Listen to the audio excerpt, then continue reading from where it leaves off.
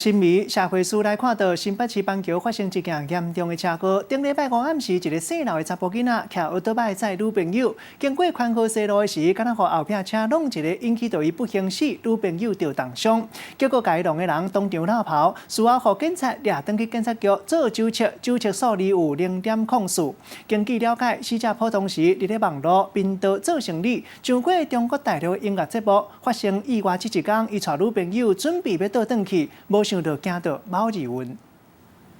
重型机车油门吹落，超过另外一台重型机车，毋过过无几秒，雄雄就位倒平倒落，刷落画面就无咧震动。原来是有一台机车直接位后壁甲弄落，青色红白的机车倒伫路边，车壳零件散甲龟头骹，看会出来弄甲真大力。骑车的查甫人甲坐后座女朋友，一个死一个重伤。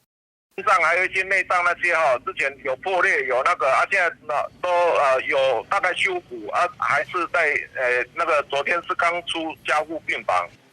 车祸发生伫15号半暝11点外，迄当阵细楼的查甫人载女朋友经过新北市板桥宽和西路的时阵，可能互后壁车弄到，细楼的查甫人当场死去，伫后壁的女朋友重伤送去病院。车祸发生了后，甲因弄的迄个人直接离开现场，伫后壁的民众看到斗三工甲车牌记落来，打电话报案。尾仔姓林的查甫人过2点钟了后去派出所说明，做酒测验出来酒测值是0.04。 因为他第一个他是肇事逃逸啊，说第一时间他如果说赶快打的话，或许还有救啊。一跑这个在良心上真的冲击他的时候，他才到案。